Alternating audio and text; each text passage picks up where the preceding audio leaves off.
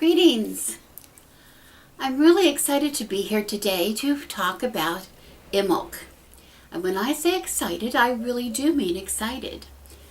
I love the celebrations of the Sabbats. Both my husband and I have a list of things that we do every Sabbat.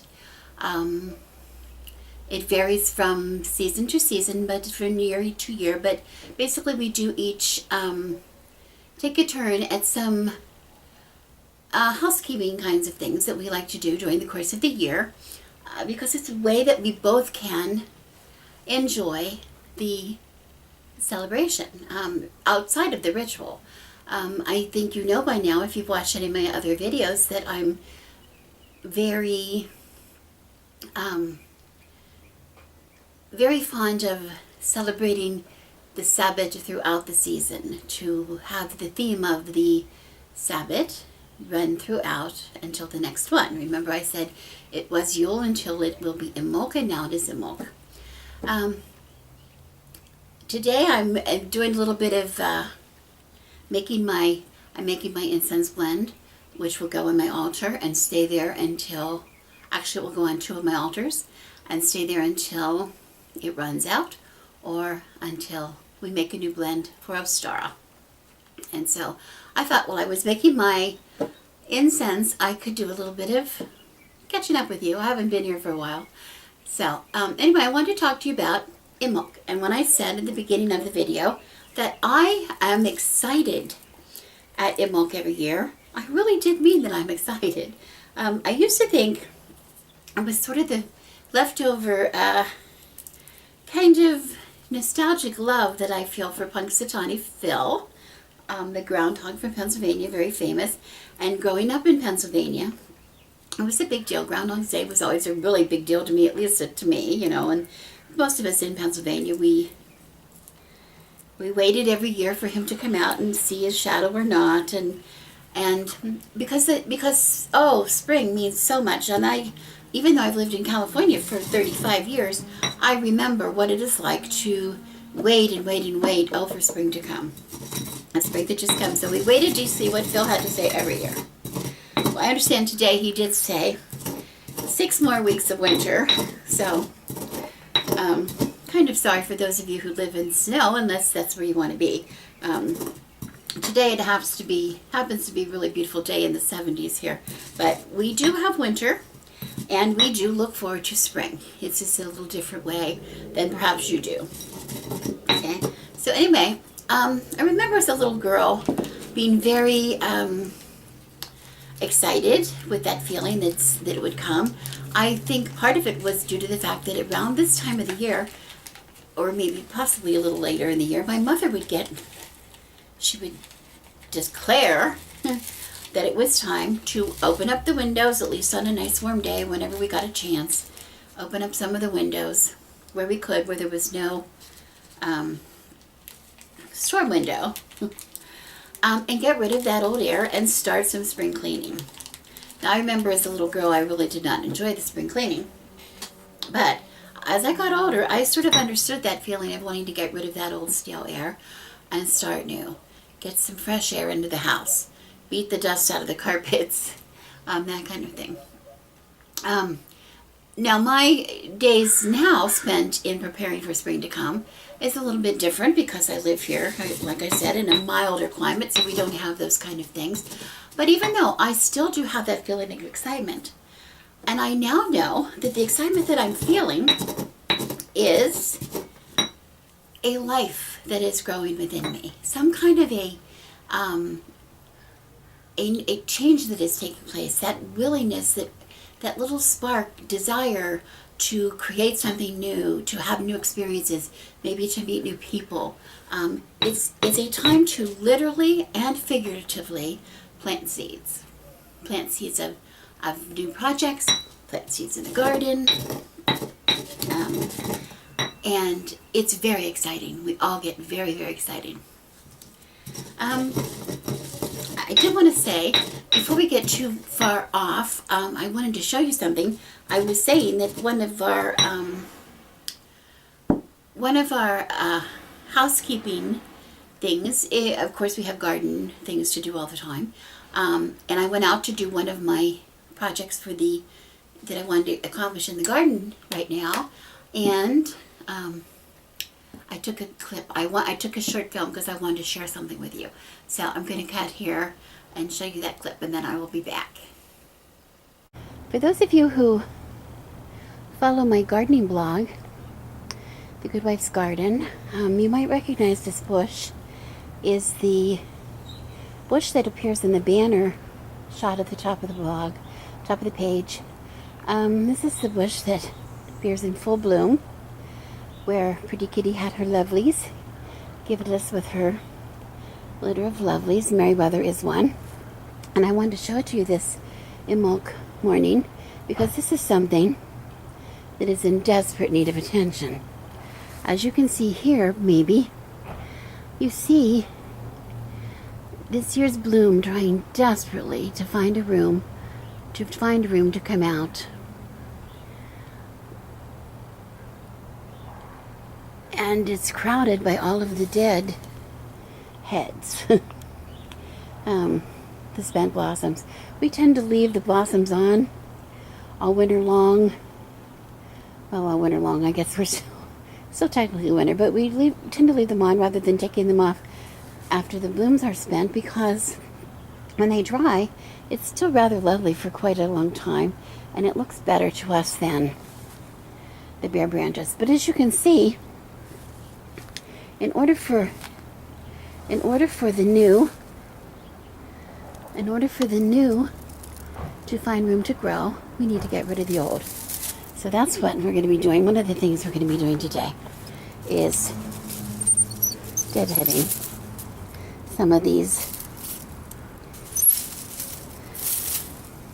and making room. I love this visual. The dead leaves on the new growth on my branch, and the hope of the new blossom underneath, peeking around in the middle of the dead. Sort of reminds me of the equivalent of seeing the crocuses peeking up in the snow. We used to live in Pennsylvania, the new growth coming up. We see that. See, here we have it in California too. It's just a little bit different. A little more subtle perhaps, but it's still just as real. Okay, I'm back. I hope it turns out. I won't have a chance to see it until a little bit later when I try to upload it, but because it was so bright out there. The sun was really, really bright this morning.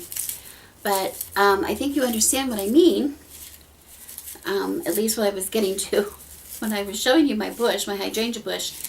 I just happened to glance out my bedroom window the other morning, and I just realized that I saw the tiniest little blooms just trying to peek their way through all those deadheads on there, and I thought, oh, I need to get out there and free up some space. And I thought, oh, that's exactly what I'm talking about. What it's like for me at Imbolc. I know I've been watching a lot of videos, your videos, and oh, I love every one of them.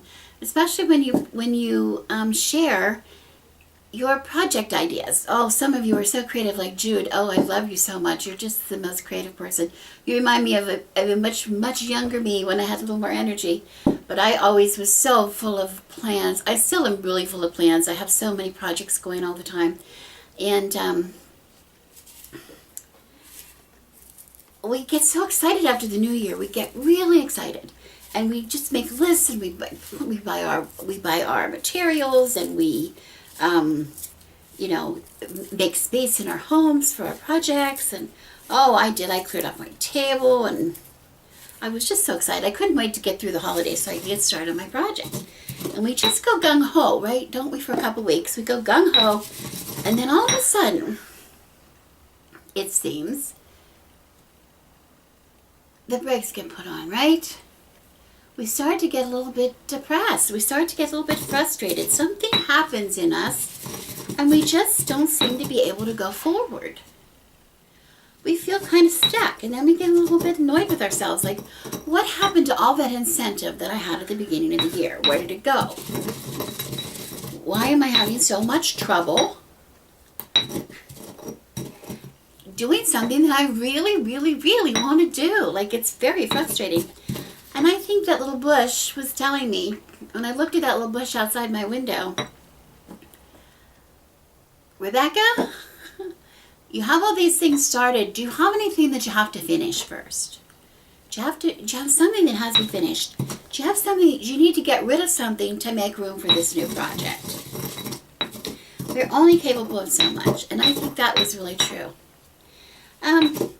We just came through the holiday season, and I know you know that a lot of my life is involved in my medieval hobby. You probably get sick of hearing me talk about it, but I'm in that hobby. I'm very much, we do projects all over the place. This is all we do because we have to make our stuff, we have to sew our clothes, etc. On top of that, I'm an artisan a bit. I'm a musician and a singer and an instrumentalist and an actress and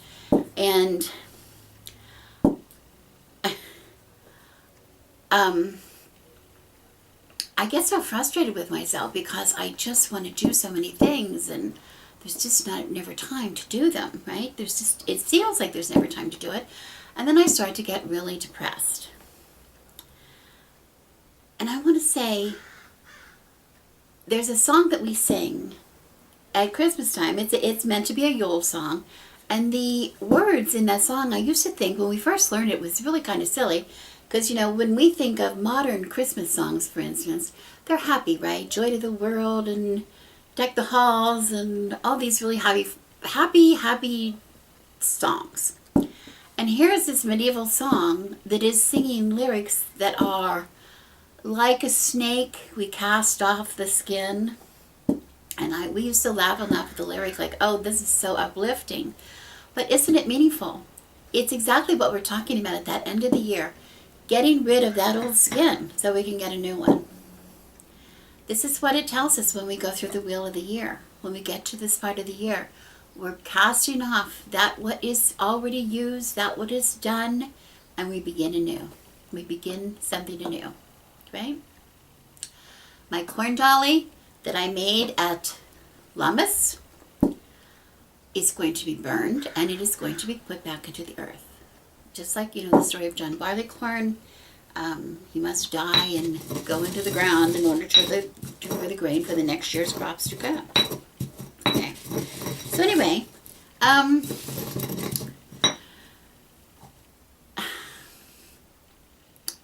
when we come to the idea of coming into spring, I think it was Annie who asked on Facebook, yes, it was Annie who asked on Facebook a question.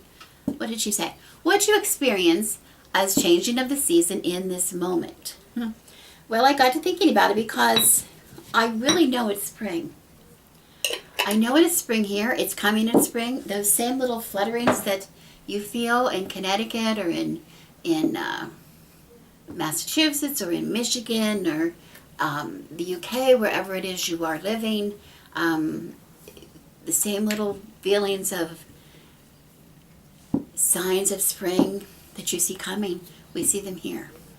They're just not like that lion coming in like a lion and coming out like a lamb. It is a softer. I say spring comes softly to California. We do have a winter. We have a very big winter. To us that live here, it's the only time it rains. We get cold night air, cold even day air sometimes. If it's not sunny here, it's not warm. That's just the truth. We close our windows, most of them, at least most of the time. I have my bedroom window open most of the year, but I like it cold. Most people would have it closed a lot of the year. The daytime, of course, we open up their windows, but at night, when the sun starts to go down, we close them. So we do have winter.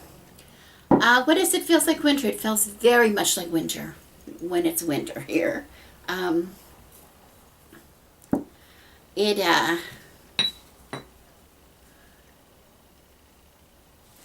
asked my husband, what was it that made it feel like winter? What happens when, what kind of things do we signal to him when it is spring? I asked my husband that, and of course his answer, which I have to tell you, my husband is hilarious. To him, he realizes that winter is over when Samuel Adams' Winter Brew disappears from the market shelves, which I thought that was really, I guess that's one way. But we were talking about it, and there are definite signs. There are definite signs here that winter is ending. First of all, we only get rain here in the in the winter. Only November to March is usually like our winter season, a rainy season. If we're going to get it at all, it's going to happen there. Some years we don't get much. Some years we get a nice goodly amount. But even a little bit of rain makes a big difference here. Where it could be very, very,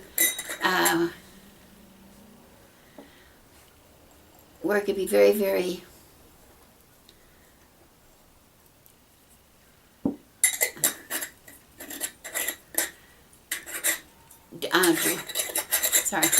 It could be very, very dry and brown and dry in most of the last half of the summer and the year, actually. You get a little bit of rain in the winter and everything is green. The hills are green, the mountains are green.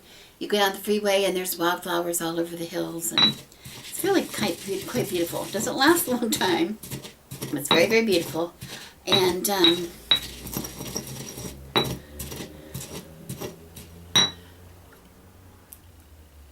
it's a subtle thing, but also we get our grass. Most of our grasses, if we do not water them, we're trying to get rid of our front yard, the grass in our front yard, because we wanted to put in beds.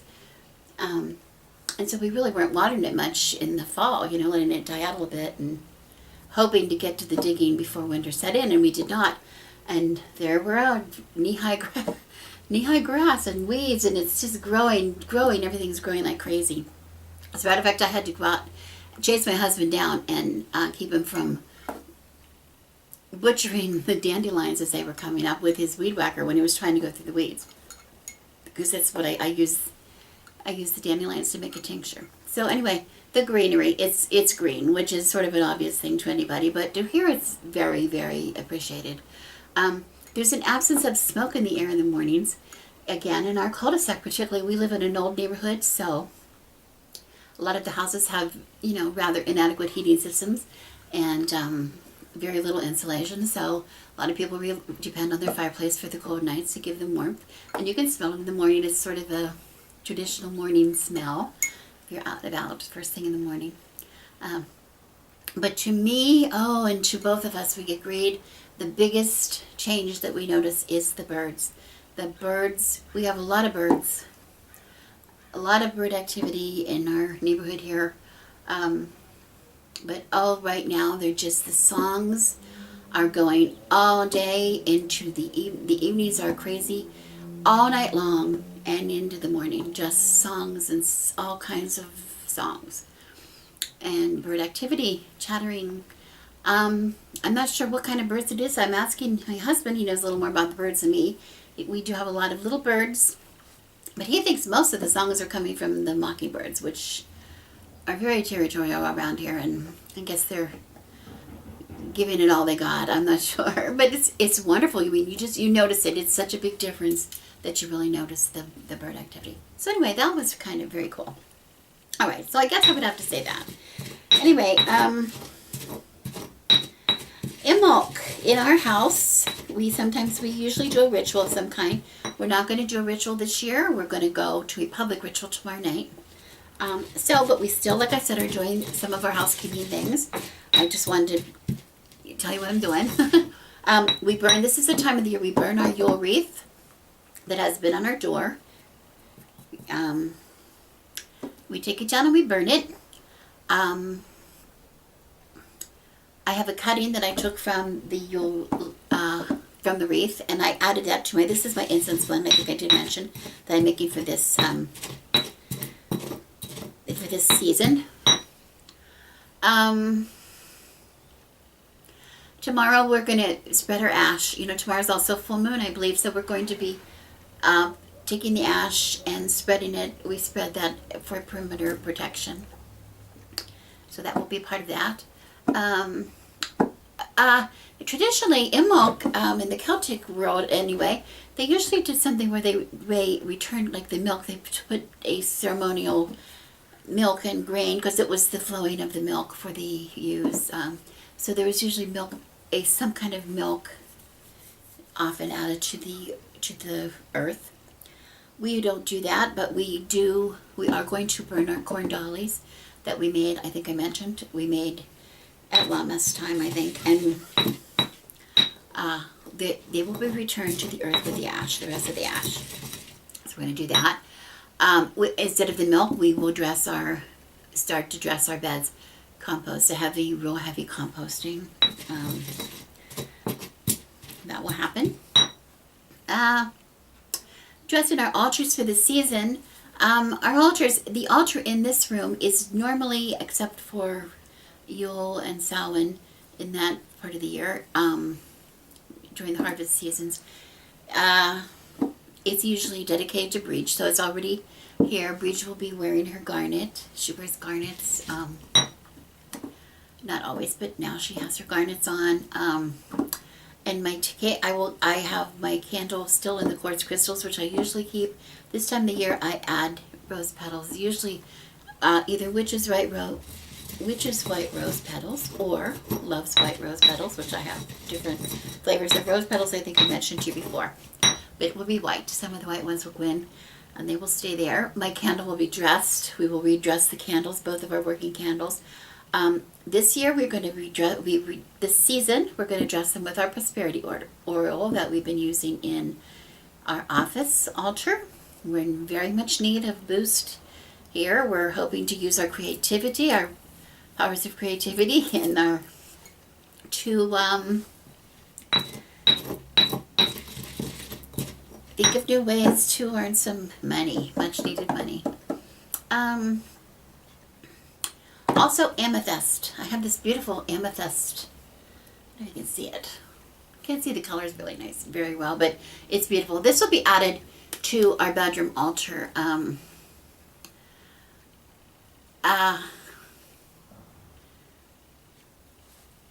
With the intention, what we can dream, we can create. That's sort of my feeling on this amethyst stone right now. Okay, so that would be in there. Of course I'm making my incense. What do I have in here? I have, like I said, I have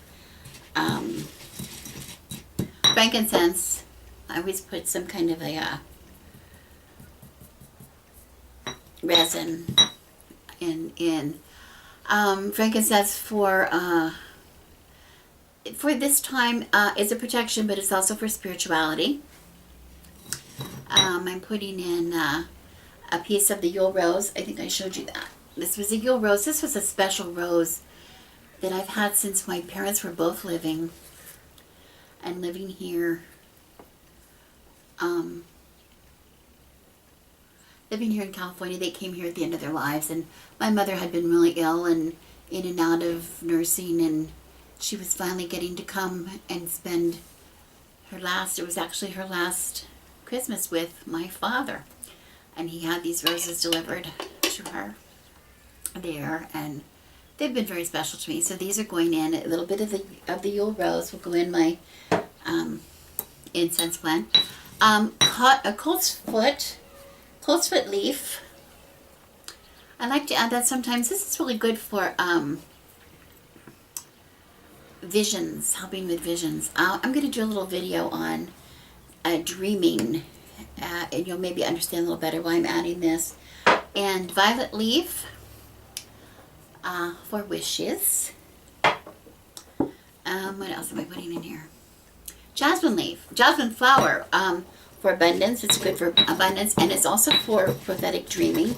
Again, I'll talk a little bit more about that in my dream video. And some white sage for, again, protection, but also for wisdom, which, boy, I need some of that.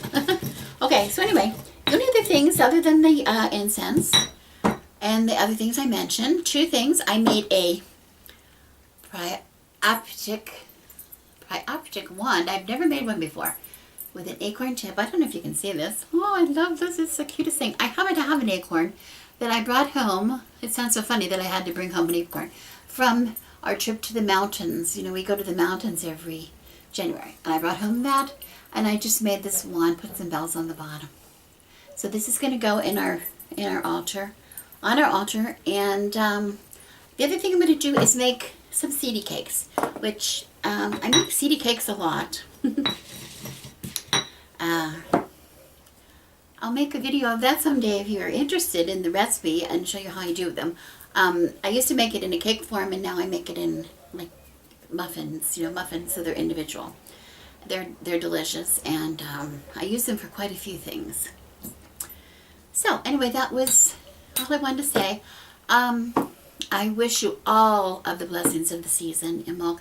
I would love to see responses to this video to tell me what you do to celebrate the Sabbath, if you do, or again, more on the discussion that Annie started about the signs of spring for you. So anyway, I wish you blessings. I am Rebecca. Thank you for coming to my channel.